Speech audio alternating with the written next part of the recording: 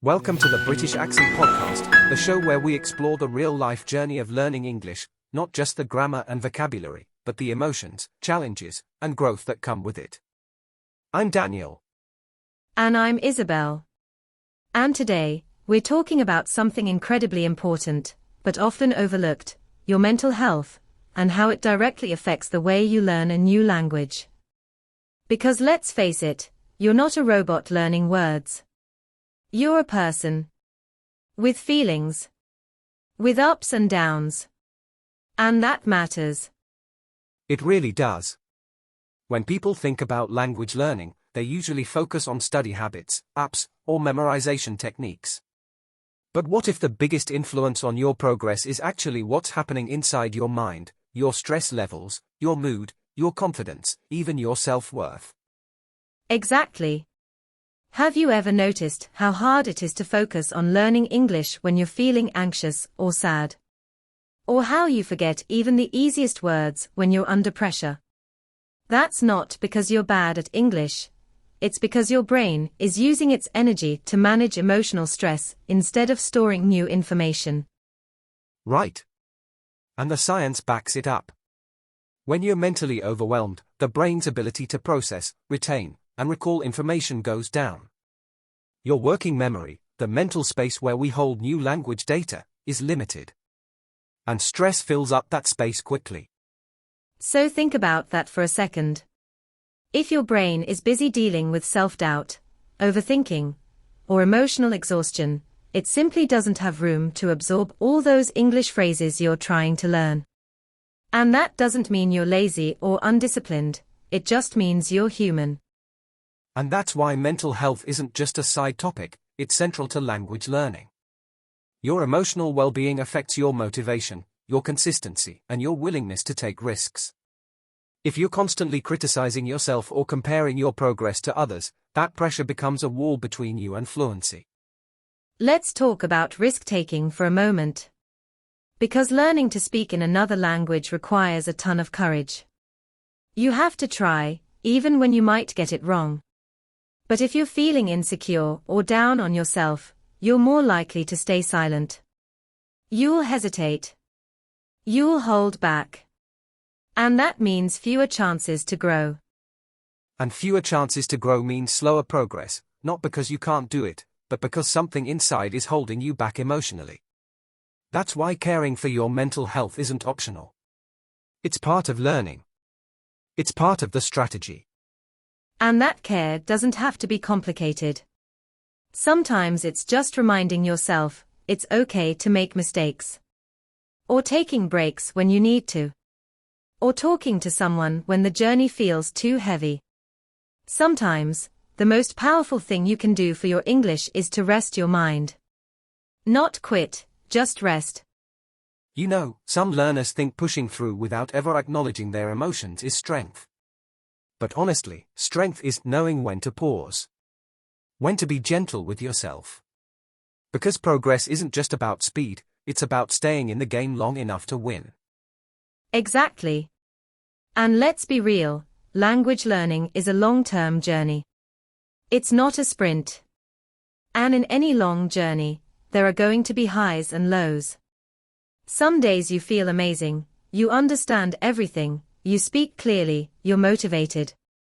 And then there are those other days, where even saying, "How are you?" feels impossible. That emotional roller coaster is completely normal. Yeah, and what often makes it harder is the pressure we put on ourselves. Like when learners say, "I should be fluent by now," or "I shouldn't be struggling with this." That word, should, becomes a trap. It adds guilt, and guilt drains motivation. What if instead, you said, "This is where I am today, and that's okay"? You'd be surprised how freeing that can be. And it's not just about giving yourself permission to have slow days. It's about understanding that your mental health is part of your learning environment, just like your teacher, your textbook, or your internet connection. If your mind is cluttered, tense, or sad, it's harder to learn. But if your mind feels safe, calm, and supported, even a little, you learn faster, deeper, and more joyfully. Let's give an example.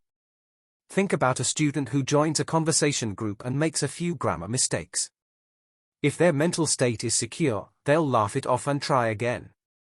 But if they are already feeling insecure or down, those small mistakes might feel huge, even humiliating. That internal reaction can affect whether they show up again, whether they keep practicing, whether they keep learning. Yes. And it's not just in speaking, it affects writing, listening, even reading. If you're tired, stressed, or mentally drained, your brain can't focus as well. It's not a matter of intelligence, it's a matter of mental energy. And that's something you can protect and recharge, just like your phone battery. And here's a powerful mindset shift: learning English isn't just about pushing yourself harder. It's also about supporting yourself better. That means checking in on how you're feeling. Asking yourself, what do I need right now to keep going? Sometimes the answer is more study. But sometimes, the answer is rest. Or encouragement. Or connection. I love that. Supporting yourself better. Because the more you support yourself, the more resilient you become. You stop seeing mistakes as failures and start seeing them as part of the process.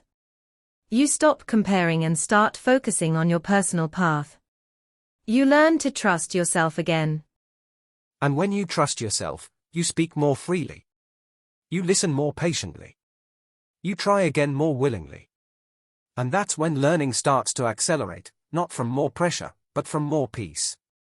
So if you're feeling stuck, overwhelmed, or just exhausted on your English journey, it's not because you're not smart or talented. It might just be that your mind needs care. Your heart needs rest. And your learning needs a little more compassion. And remember, every time you choose to keep going, no matter how small the step, you're growing. Even if it doesn't feel like it right now. The mind matters. Your mental health matters. And so do you. And that's the part so many learners don't realize.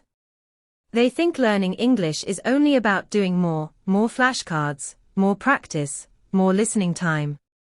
But if your mind is tired, no amount of input will stick. It's like trying to fill a cup that's already full, or cracked. You need to repair first. You need space to absorb, not just pressure to perform. Right. It's not weakness to say, I need a break. That's wisdom. And sometimes, the most productive thing you can do for your English is to go for a walk, sleep an extra hour, or talk to someone who makes you feel supported. The brain learns better when it's emotionally regulated. So rest isn't the opposite of progress, it's part of it. And let's talk about self-talk for a minute. The way you speak to yourself has a huge effect on your mental health and your learning.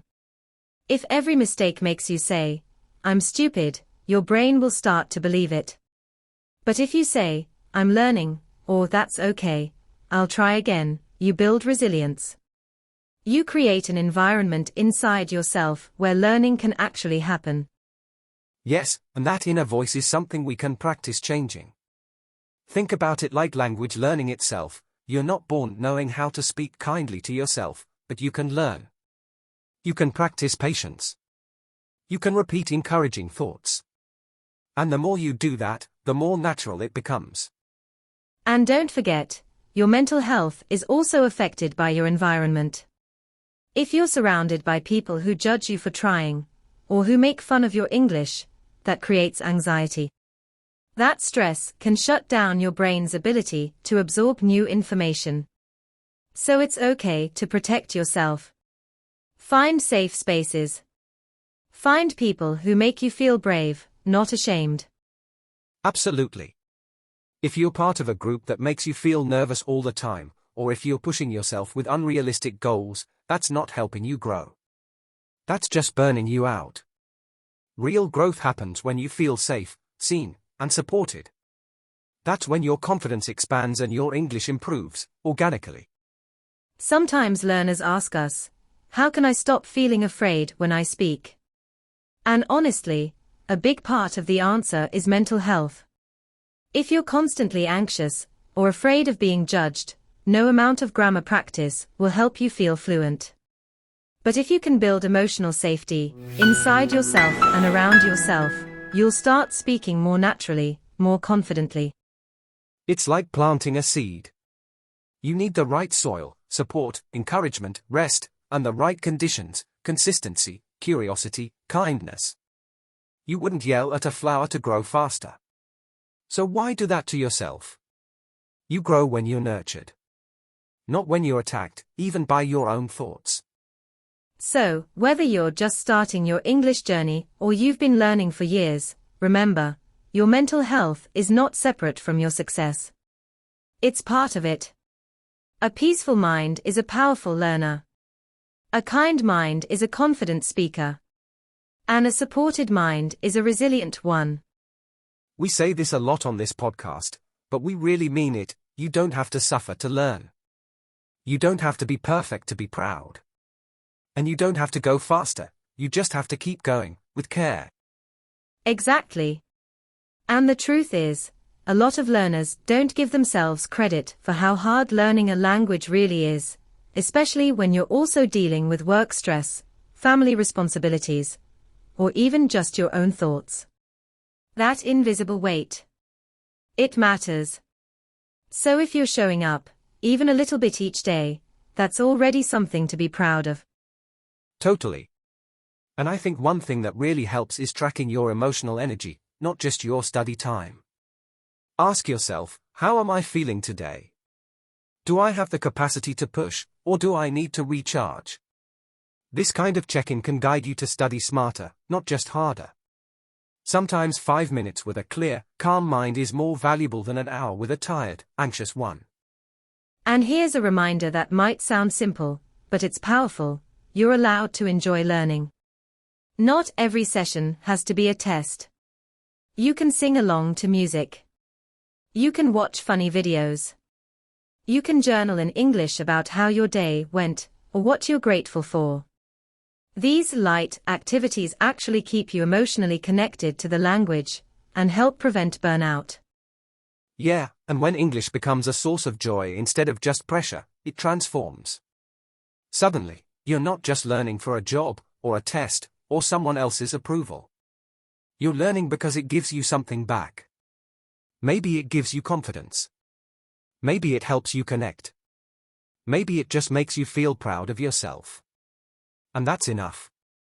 And we can't talk about mental health without talking about community. A lot of learners feel isolated, like they're the only ones struggling.